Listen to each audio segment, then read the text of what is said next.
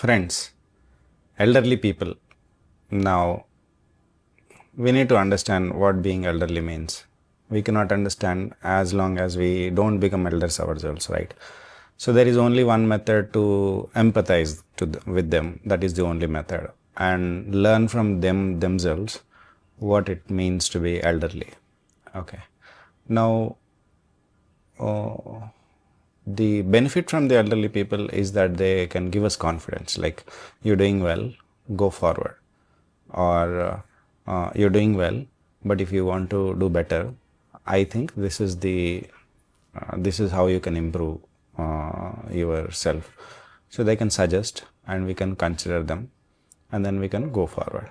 Now, when I'm talking elderly, I'm talking about really elderly, which means like above 70 years old, 65 to 70, 80, etc. All those people, in relation with the people who are in 30s, 40s, and 50s, etc. Now, when they are these people are important. We should be able to live with all the three generations, which is grandfathers, grandmothers, grandparents, and us, husband, wife, etc., and then children, grandchildren. All of them should be able to live together. But while living together, there'll be so many problems. So, how to solve them? Now, children know their children.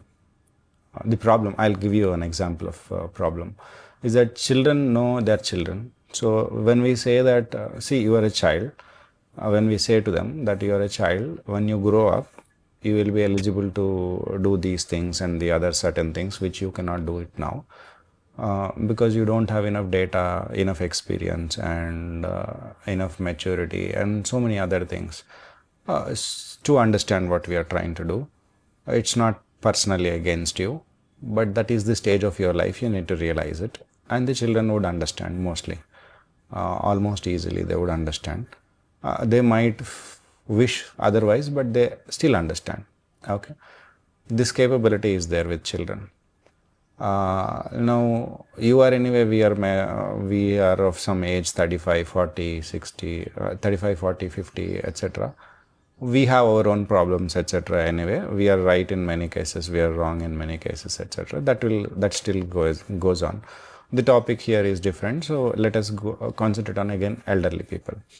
Now, what they say, I think everybody agrees that when they are growing more elderly, they become like children. Now, when they do become like children, they don't realize they have become like children. And if somebody says to them, they get offended. This is the problem. Now, if you are elderly, you behave elderly, level-headed way, and be large-hearted. What is the meaning of elderly? Elder in just age, that means almost nothing. Trees also get age. Buffaloes, elephants, zebras, lions, all of these animals also get elderly in age perspective, right?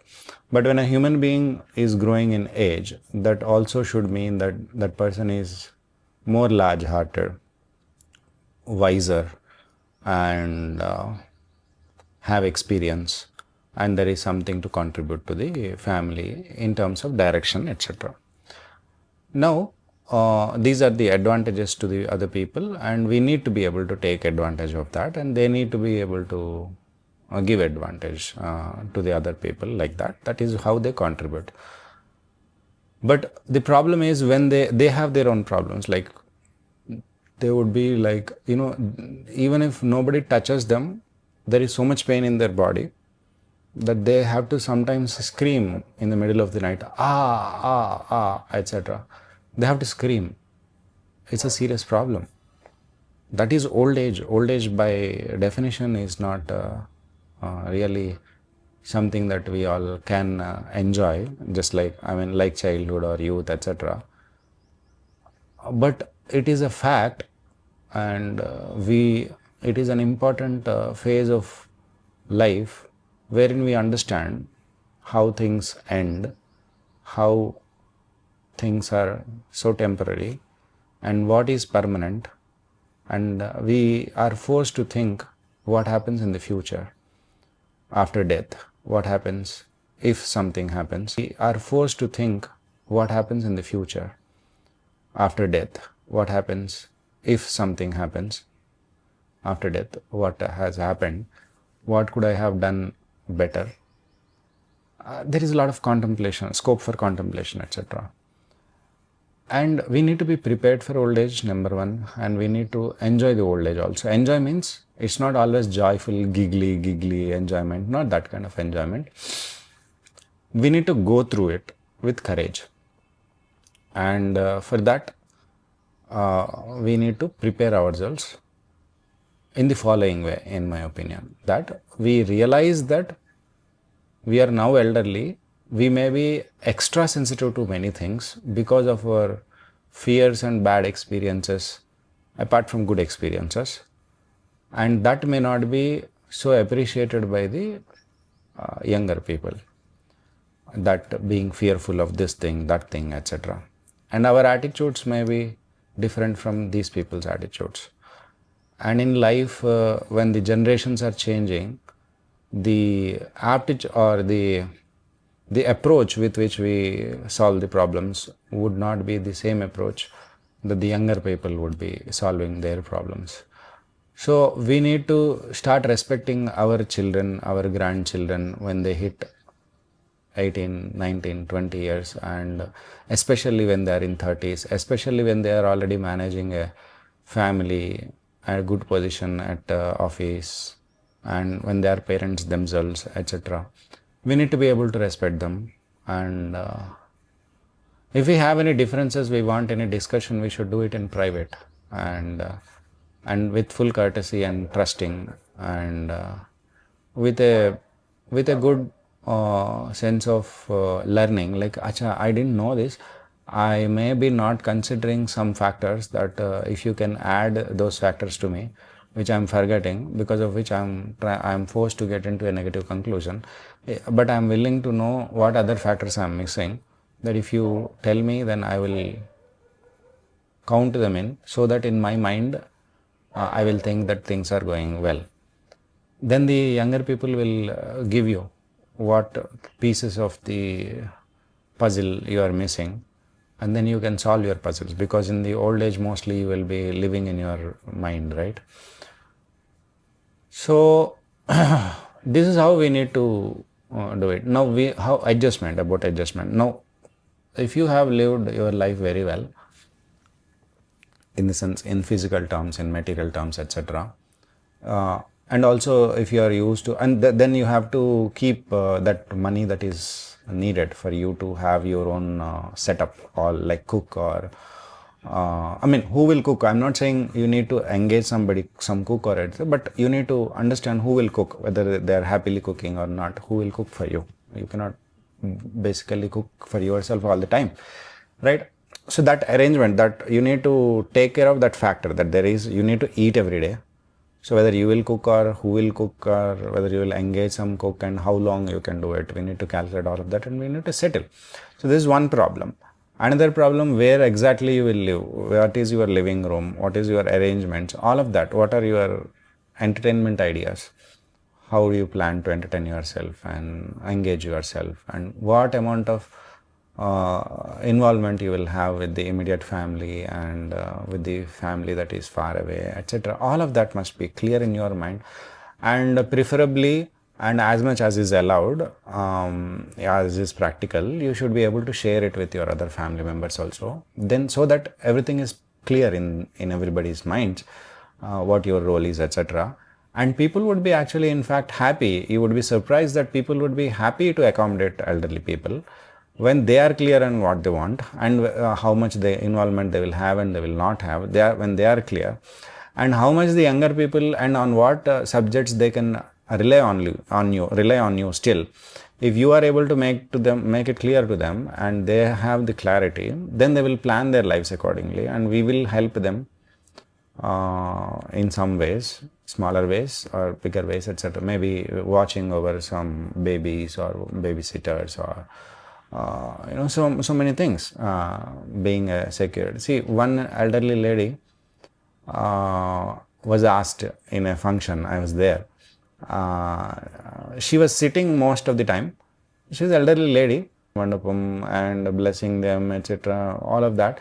The elderly people rise up and go towards the Kalyana Mandapam or somebody rarely, 2 to 3 times in the whole function on the whole day, right? So mostly they are there. So observing this, younger people might want to keep there some expensive stuff, etc.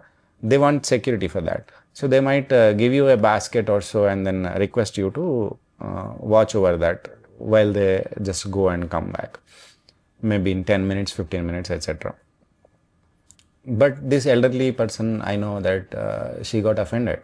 Her daughter got offended that her mother was asked that way. So fine, they are offended because they think that that is a sign that you are recognizing that my mother is elderly and cannot move and will not move or something like that. No offense meant, but offense taken nevertheless. What can be done, right? So people are not, all people are not inclusive of facts and truth, etc. People, even if it is truth, so what? You cannot suggest anything that is offensive to me. This is the attitude.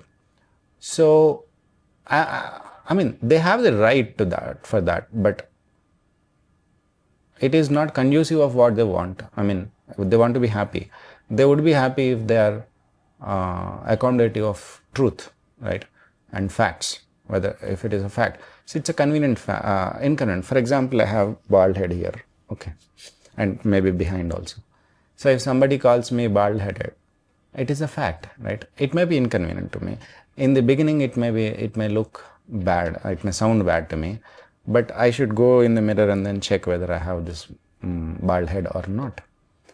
And if it is true, then let it. If somebody calls me uncle, the children calls me uncle, it might feel bad because in your mind you are younger, you are still young, right? You're still like your teens, etc. But you are not.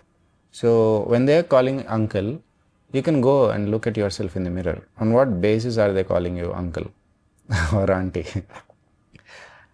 If it is just fair, fine. If you don't want to hear that, you can ask that person, even though I'm an uncle or you think I'm an uncle, can you call me brother or sister, etc., whatever it is. You can always make arrangements softly. Now, why am I talking about this so much is that we all will grow up old eventually. We will become old. From now itself, we need to take resolution. What we will do then? I mean, whether we will accept facts as facts, how we will treat our children, our grandchildren, and other people in the society, what are their expectations, whether they are right or wrong, on what basis they are expecting something like that. What do I want to do? How will I be happy? How can I not be an obstacle for others' happiness, etc. All these things need to be clearly mentioned. As I mentioned earlier in the first part of the video, first part in the sense, in the beginning part, that children will readily accept that they are children, even when you tell them. But elderly people, they are mentally like childlike now. We all recognize that, we all say that, and that is the reason why younger people often have to adjust with them, that they are becoming childlike as they are growing. So if that is the case, why only younger people should see that like that? The elderly people, those people also should know that they are behaving like child. And if it is natural, let them accept it naturally. They should be able to accept it naturally. See, these are my idiosyncrasies, or these are my things that I hold dear, some sentiments or, some rules for myself. And, we all have rules for ourselves that we will follow anyway. But we also have some rules that people around us, whom I'm living with in the same house, etc., we expect the others also to have some rules, We may even expect courtesy, civility, respect, and dignity, decency, and communication, etc. These are basic things for to follow wherever we are living. And we will expect, obviously. So we need to make our expectations clear and transparent. We think, should I put them in words? Is it not natural? No, it is not natural. All people are different. Now, what we are focusing in this world, more and more is to be different. How different you see. I belong to Telugu state, so when we used to hear names of people in my childhood, mostly I used to hear Srinivas, Venkateswara Rao, Alivel Mangatayaru, Subbarao, Pullarao, all such names, Murali, Krishna, Ravi, all such names. Okay. There would be so many Ravis that I know. There would be so many Srinivases, so many Venkateswara Rao. There would be many people like that. Muralis, many Muralis. Shilpas, many Shilpas. This used to be the norm. Like, there can be people who are like other people. But now, everybody mostly wants to be unique. There cannot be anybody else who is like my son, my daughter. There cannot be. They are only unique piece, single piece. So everybody's name is different. You cannot remember those names.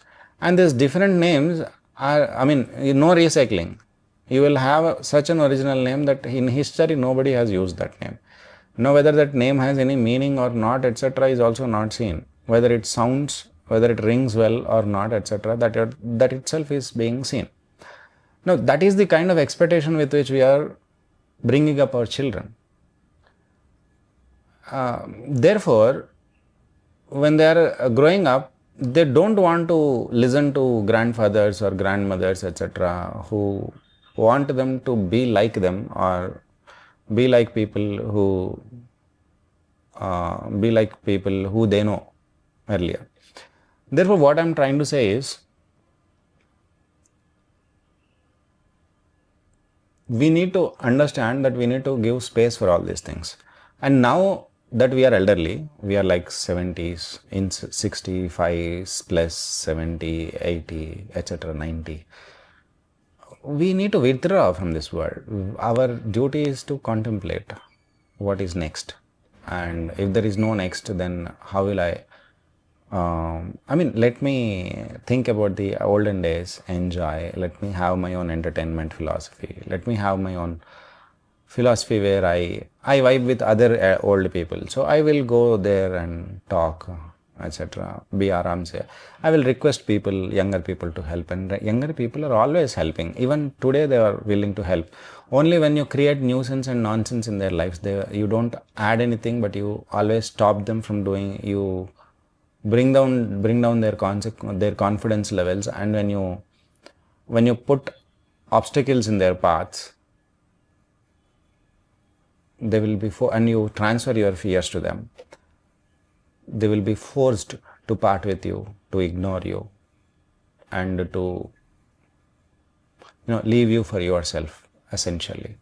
Then don't cry that my children put me in old age home, etc. Have you not put your children into boarding schools? Have you not sent your children to hostels? Did you send them because you hate your children? No.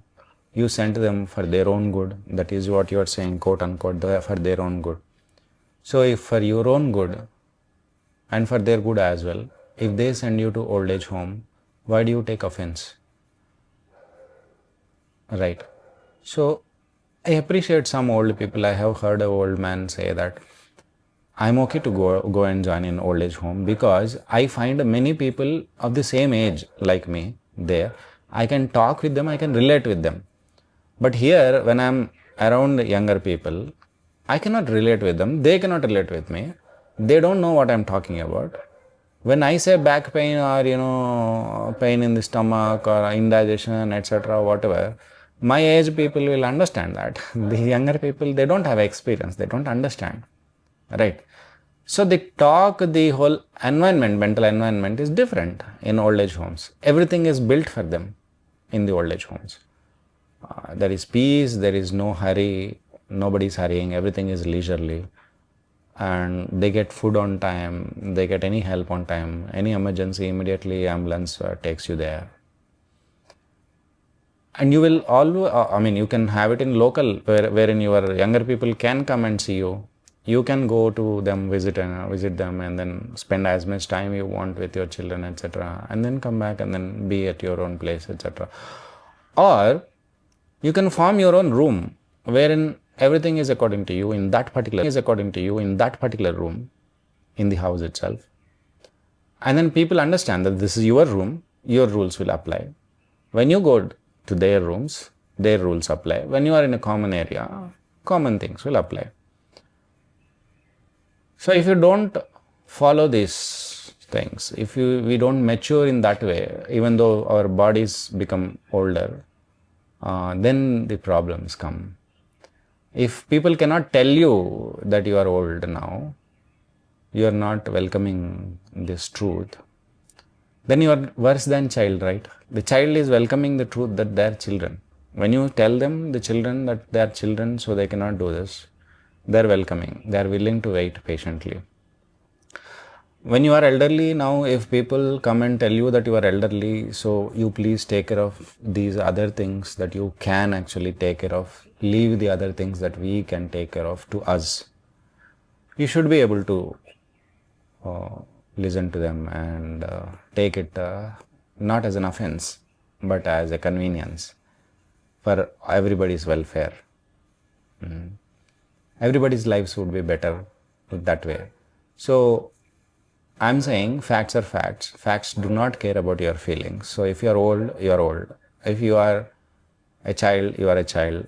If you are an insane person, if you are a crazy person, you are mentally sick and you are challenged, you should be labeled as mentally challenged for the sanity of the others. What America is doing, had done it, not now, but earlier done it so far officially, is that you cannot, they have closed almost all mental asylums. They have let people with mental issues live in the society, and everybody else should tiptoe around them, never offend them. You cannot call a mentally challenged person a mentally challenged person. You cannot call a person suffering with anything saying that that person is different and suffering from something. See, what happens is, if everybody comes to know that you are a person with mental challenges, they will treat you accordingly. They will set their expectations right, and you will be happier. But if they are looking at you as a normal person, you are behaving abnormally, but you think that that is normal, and they also are forced to think that that is normal, then what is normal has changed. The definition itself has changed. That parameter itself has changed. The whole society has suffered. In America and UK now it is happening, and so many places. In India also, it might happen easily if things go wrong, etc. So it's always very important. Now, dogs are not dogs anymore, not pets anymore. They're children. You are a dog mother, you are a dog father, you are cat mother, cat father. You know, any breed of dogs can be there, and so many. I'm not against dogs. I'm okay with dogs. Actually, earlier I was afraid of dogs, but I have learned to understand dogs and what is the relationship, etc., etc. But dogs are dogs. They are pets. They are not children. You are a human being. But if you say this is the truth, this fact, if you say this to a dog parent, so-called dog, quote-unquote parent, then the dog parent is unhappy, as if they are real dogs. They are willing to call themselves or think themselves as dogs, so that nobody would call them any different than dog parents. So this is the amount of chaos that can be created if we don't label people as what they are. We need to be able to label, not to insult, not to discriminate unfairly, but we need to, if there are divisions in the nature, we need to accept those natural differences, and we need to behave accordingly, and only for that, for appropriate behavior, I mean. Thank you for listening.